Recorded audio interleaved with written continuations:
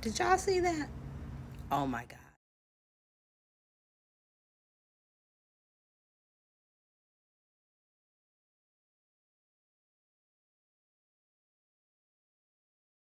When 900 years old you reach, look as good you are not. Did y'all see that? Hey, Looky Loos, I am Ashley Quinn, and I am here tonight to talk to you about Porsha's Family Matters. And man, all I can say is, I know y'all saw that.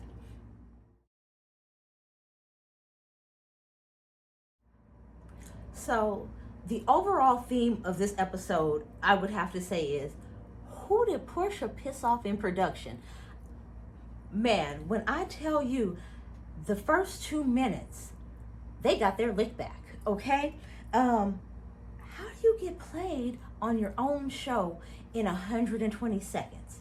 When I tell you that basically, like, everybody in the family were like having these little clips and what they had to say about it, and they unfortunately they looked a whole fool scrambling trying to cover up and make it seem like what Porsha did was okay.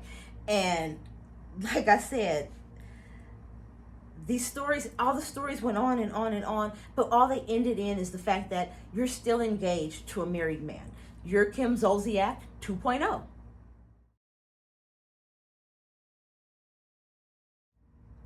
So, the first attempt to cover up what was going on is that, according to Porsha, they got engaged on a Thursday because he was supposed to go to court the next day, which was Friday. Divorce was supposed to be final, blah, blah, blah. Everything's ready to be out in the open, right? However, that doesn't negate the fact that if he wasn't going to be divorced until Friday, but you still got engaged on Thursday, you got engaged to a married man. Secondly, if that's the case, I don't understand why couldn't you wait till Saturday? See how Friday plays out, right? If the divorce is finalized, you're in the clear to get engaged to a single man, right? But whatever, they couldn't wait. It's just like kind of sus. Like, just make it make sense. You know what I'm saying? Like, what would it have hurt to wait 36 to 48 hours to get engaged? Just to be sure that your fiance is not still married to another woman. But hey, you know, like I said, Kim Zolciak did it. Go on ahead, Porsha, following those footsteps. So, as this montage is going on, right, we get to this last part, and Porsha says, I'm going to do whatever it takes to make it happen, no matter who gets in my way. And that's pretty much her general attitude, right? So, like I said, after this 2-minute clip show of cringe, they flip to the song, and the song is literally saying, give me that money. And I'm like, yo, who in production did she piss off? Because what? Are you kidding me? But like, it's true, but it's like, damn, you can't make this shit up, right? So now we're kind of getting into like this timeline of when things happen, of how they hooked up, right? So they go to Porsha first, and Porsha is like, yeah, you know, he hopped in my DMs, woo, woo, woo, woo, woo. And you know, and then she's like, you know, unless he told you something different. And flip to Simon, of course, saying something different. Like, why couldn't they get their stories together first? Here comes Simon talking about, you know, when I announced my divorce. Oh my God, okay, look, is it just me, or does Simon talk like somebody kicked Yoda in the nuts? It's so irritating. It's like nails on the chalkboard when he talks.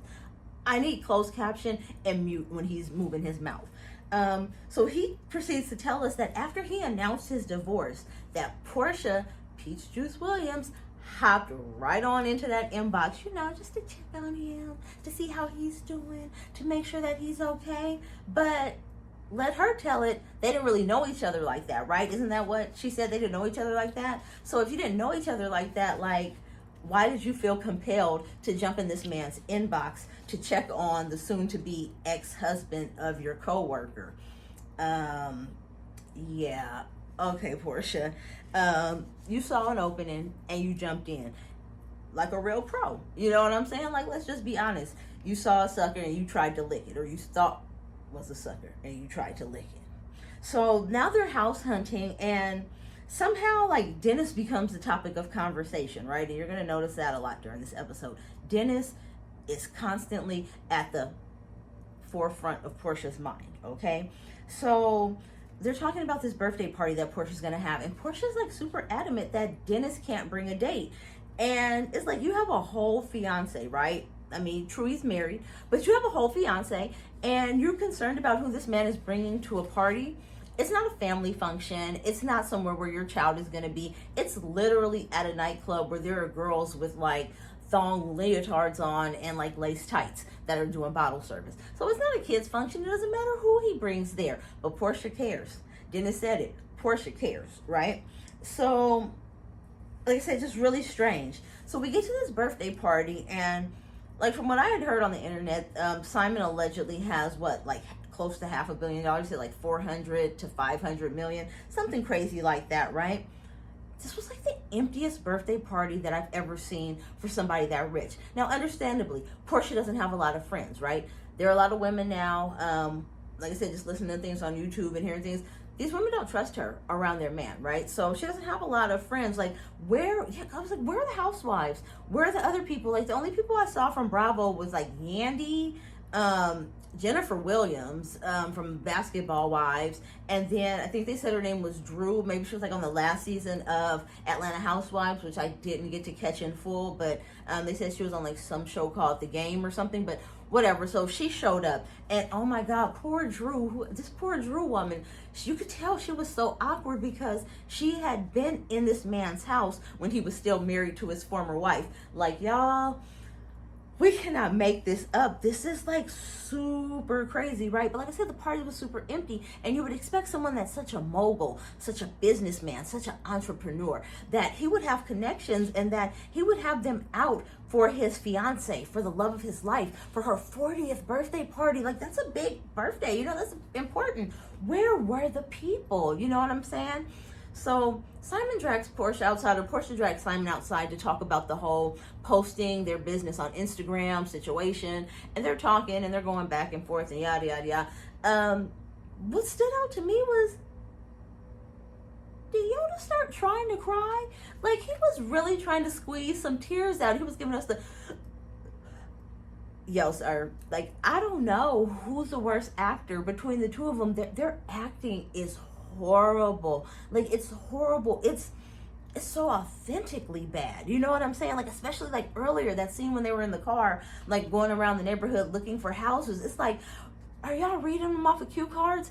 But cue cards that you didn't even write, though. Like, it's like somebody else wrote them in another language and you had to translate them in your mind and then say the lines. You know, it was horrible. So like, just the chemistry between them, and it's hard to watch. It's so unnatural.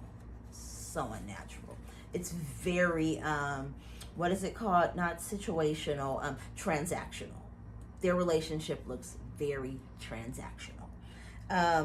So this infomercial that's really just trying to sell us on the fact that Porsha did not steal this woman's husband, and we finally get to the good part, right? The witness testimonials. I think that's everybody's favorite part of the infomercial, right? Let's hear what the other people around have to say about what's going on, right? So we cut to the good part. Here comes the conversation between Lauren, Porsha's sister, and Dennis, Porsha's baby daddy.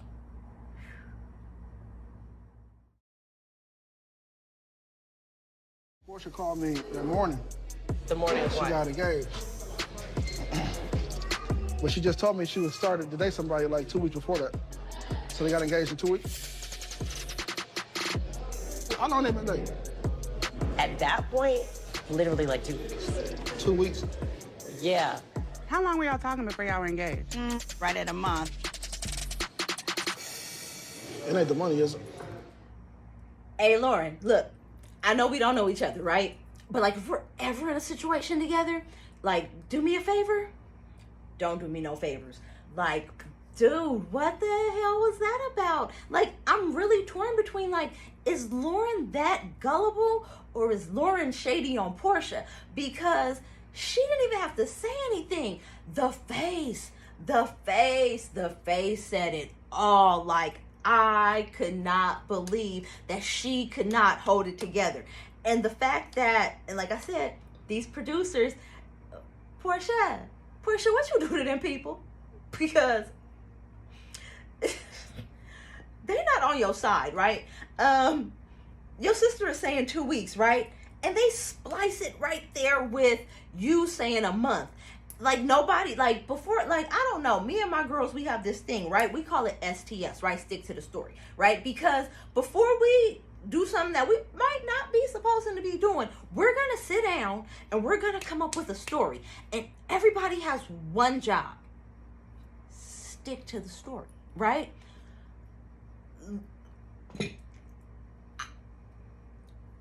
I can't even explain it. But yeah, I think I'm gonna definitely be tuning in next week. I mean, this show is gonna be a train wreck on the Underground Railroad with no conductor in sight, y'all. I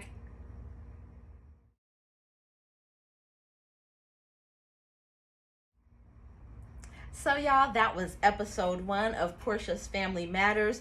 Please like, comment, and subscribe if you enjoyed the content. And please come back to see more reviews of your favorite reality shows. And I'm definitely going to think about incorporating some dramas into this because Dexter is back and I'm just loving it so much, and I really feel like I want to share that with you. But that's off topic. Like I said, if you enjoyed the show, please like, comment, subscribe. Let's keep the conversation going. I appreciate you all. My name is Ashley Quinn. Thank you, Looky Loos, for coming out, and I'll see you next time. Have a good one. Truly wonderful, the mind of a child.